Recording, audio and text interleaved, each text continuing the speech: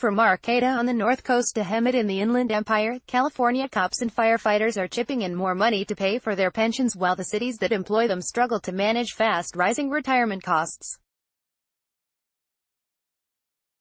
The new pension charges, a 12% paycheck deduction in Sacramento, an extra 8% deduction in Clovis, a pay cut and 12% pension contribution in Oroville, for example, reflect a calculus at local governments that workers are better off, in the long run, putting money into the California public employees' retirement system today rather than banking on the $350 billion pension fund earning its way out of its recession losses.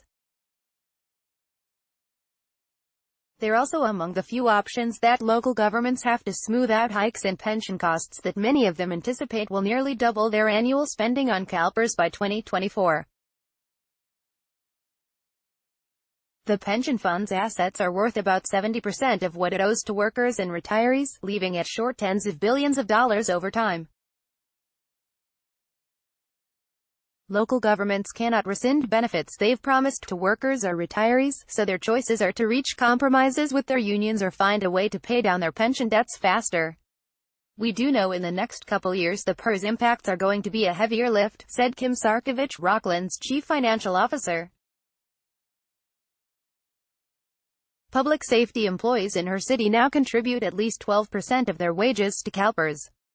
By doing these little things we haven't had to have draconian cuts or anything dramatic. More than 100 California local governments in the past 5 years persuaded their employees to accept contracts requiring them to pick up a greater share of the cost of funding their pensions, according to records that be obtained through the California Public Records Act. Many of them are in the Sacramento area and in the Bay Area. They range from comparably low-income communities like Oroville to very wealthy ones like Atherton, where the median household income is greater than $250,000. Firefighters in Paso Robles of San Luis Obispo County are kicking in 15% of their paychecks toward CalPERS, according to their contract. Had we not agreed to that, who knows what the consequences could have been, said Robert Padilla, spokesman for the union that represents Sacramento City firefighters. The union agreed to the paycheck deduction in 2012 during the recession that escalated to 12% by 2015. You were asking a lot of members. Those were dire times. CalPERS bills are climbing for two significant reasons. First, CalPERS in 2016 acknowledged that it probably would not hit the 7.5% annual investment earnings target that it had used for its financial projections, and it lowered its estimate to 7%. That led the pension fund to charge more money to the organizations that belong to it to fund their employees' pensions. Wilshire Associates, one of CalPERS' primary financial consultants, projected that the investment return rate could be even lower at 6.2%. That outcome could lead cities to make even more painful cuts in years ahead. Separately, government agencies and CalPERS have to pay down their unfunded liabilities, or the difference between the assets their accounts hold and what they owe to their workers and retirees. They cut checks each year to whittle away at that debt. The rising retirement rates and debt payments could compel Sacramento to cut spending on services or employees in coming years. Sacramento voters next week will consider Measure U, a proposed sales tax increase that could buffer the city from some of those rising personnel expenses.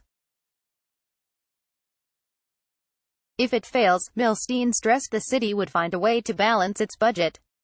In Martinez, police accepted a pension cost-sharing agreement but also persuaded leaders to grant them a substantial raise. They started paying into their pension plan during the recession and are now putting 10% of their wages into CalPERS. In June, the Martinez Police Union struck an agreement that gave officers a 12% pay hike. The city agreed to it to slow an exodus of officers who'd left for better-paying jobs in nearby communities. Martinez voters also are considering a sales tax increase next week. If it fails, the city and the union are expected to go back to the bargaining table. The pay increase is not sustainable absent new revenue, Martinez Assistant City Manager Ann Cardwell said.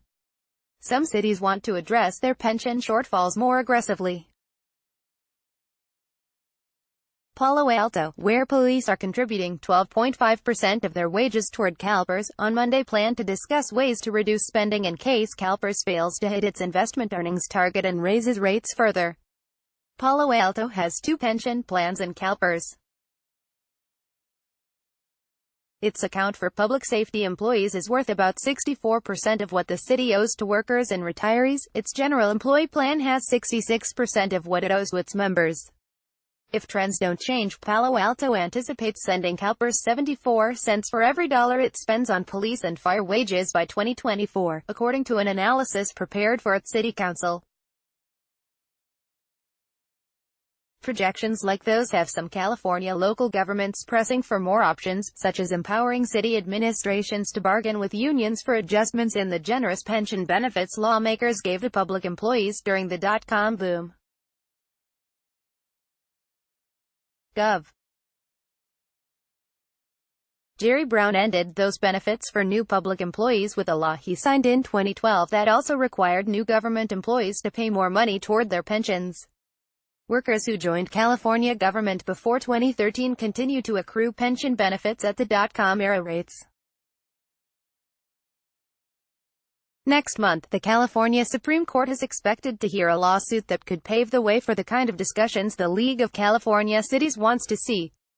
It's a challenge from the union that represents Cal firefighters, arguing that Brown's pension law went too far and eliminated a benefit that had been promised to workers.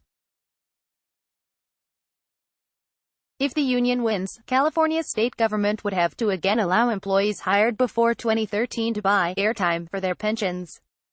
Brown's law struck that benefit for all state employees regardless of when they were hired. The lawsuit is considered a test of the California rule, the precedent that forbids government agencies from withdrawing benefits they've offered to workers.